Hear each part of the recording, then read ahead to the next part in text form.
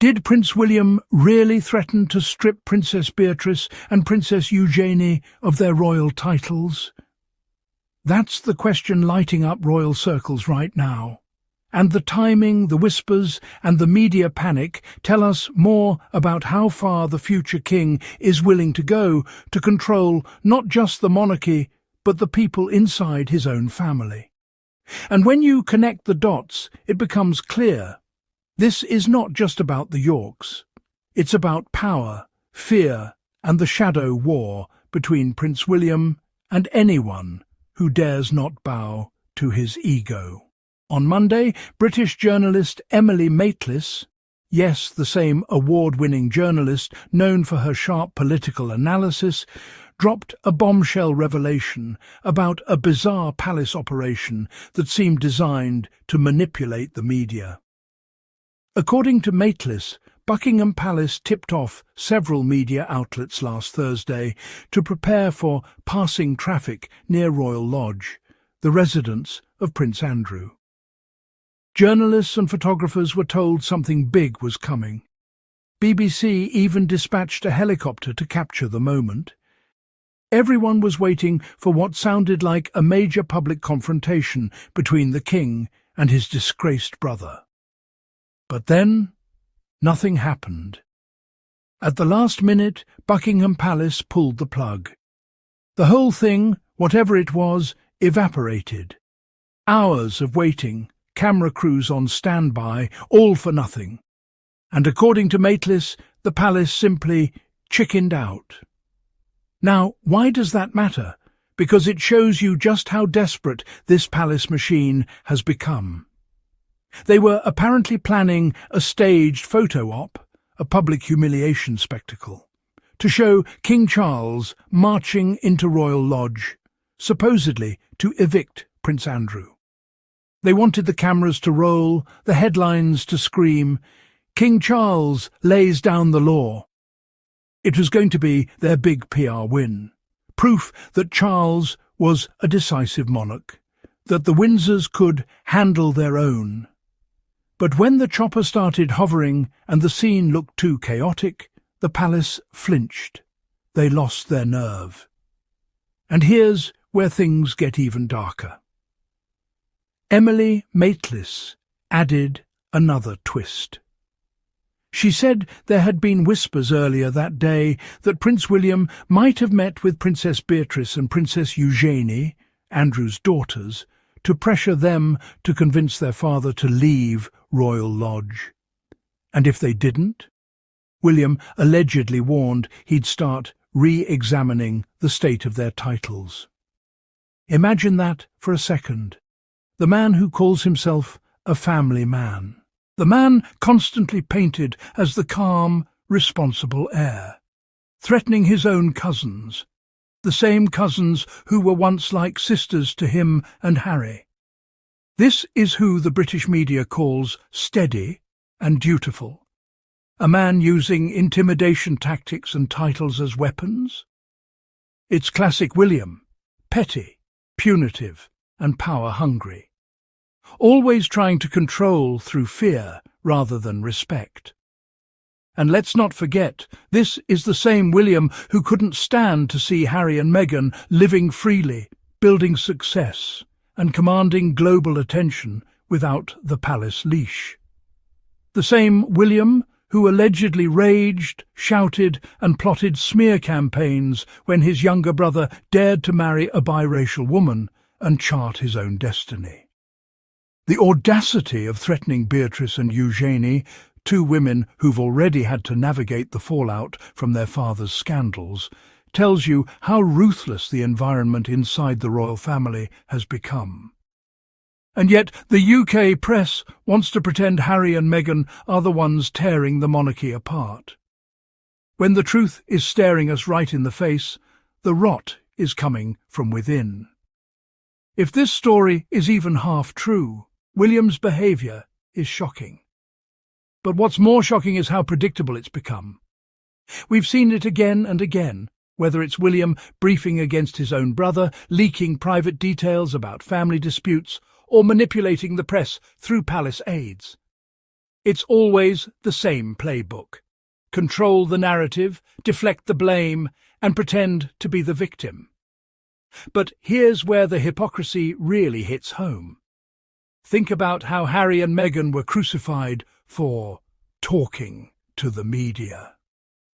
Remember how the British tabloids screamed betrayal when the Sussexes told their story on their own terms?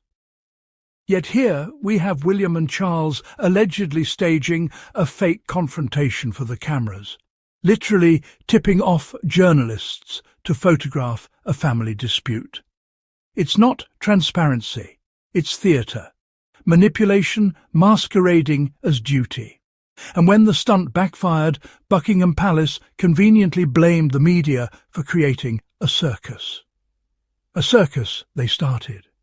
A circus they fed. A circus they control. It's gaslighting on a royal scale. They create the chaos, then scold the world for noticing. Meanwhile, the palace's treatment of Princess Beatrice and Princess Eugenie tells you everything you need to know about how little loyalty means to the royal institution. Beatrice and Eugenie have always walked a tightrope, loyal to their family, respectful of duty, but also friendly with Harry and Meghan. And that last part, that friendship with the Sussexes, that's what's truly driving the palace mad. Because Eugenie, in particular, has shown grace and decency where others have shown malice. She stood by Harry and Meghan through the smear campaigns. She visited them in California.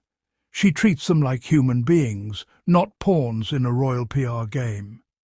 That kind of authenticity is kryptonite to the Windsor's PR machine. It reminds the world that Harry and Meghan aren't the villains. They're the ones who refuse to play dirty. And every time someone inside the family shows them kindness, the palace panics, because it undermines the cruel narrative they've built, the false story that the Sussexes are selfish, distant, or unworthy of respect. So, was William really threatening to take away Eugenie and Beatrice's titles? The palace rushed to deny it, of course. Sources close to both the prince and the princesses deny the existence of any meeting, the Telegraph quoted. The prince also does not have the power to remove their titles. And while that may technically be true, only Parliament can strip royal titles, we all know how this game works. It's not about legality. It's about intimidation.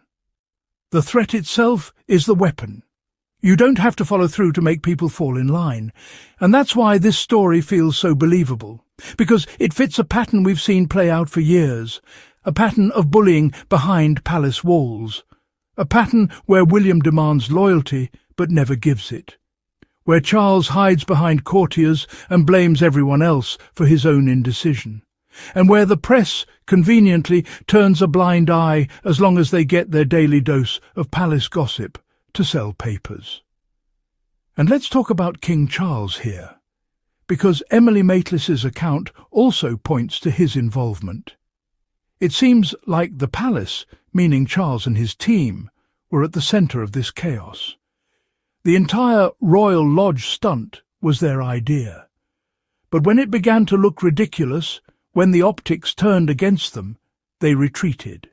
Classic Charles, overpromise, underdeliver, and then blame someone else. This is the same king who's allowed his own son, Prince Harry, to be publicly vilified for years without lifting a finger to defend him. The same man who keeps preaching about slimmed-down monarchy while living in castles and demanding public funds to renovate his estates.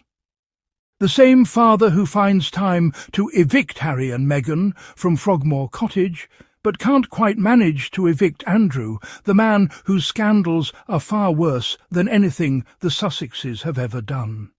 Yet here we are, a supposed monarchy of service that's really a monarchy of spectacle. And that's why the UK press keeps obsessing over Harry and Meghan's every move, because without them, the palace's own chaos would be laid bare. And that brings us to the bigger picture. This William versus the Yorks drama is really a symptom of the larger problem, a monarchy that's cracking under its own hypocrisy. The institution can't handle honesty, it can't handle modernity, it can't handle independent thought. That's why Harry and Meghan's exit hit them so hard, because it proved that the world doesn't need the royal family's scripted photo ops to be inspired by service or compassion. The Sussexes live it for real. While William threatens titles, Harry builds legacy. While Charles plays power games, Meghan creates opportunities. While the palace stages fake optics, the Sussexes build real impact. From the Archewell Foundation to Invictus, from compassion projects to children's charities, everything they do reflects authenticity. No leaks, no games, no stunts, just heart. So as this latest palace drama unfolds, remember, the ones who fled the palace are not the problem. They're the proof that you can live a life of dignity and purpose without bowing to a crown that has forgotten what service actually means. And if the palace truly wants to talk about slimming down the monarchy, maybe it's time they start with the arrogance, the entitlement, and the toxic manipulation. Not the people who've already walked away with their heads held high. William may fantasize about rewriting royal titles, but the only rewrite history will remember is how he turned the crown into a cautionary tale. Thank you so much, Royal Sussex Squad family, for joining me today. If you believe in truth, compassion, and standing up for what's right, make sure to subscribe, hit that notification bell, and drop a super thanks to support our channel. Every contribution helps us keep shining light on the real story, the one the palace doesn't want you to hear. Until next time, stay proud, stay compassionate, and remember, love always wins over lies.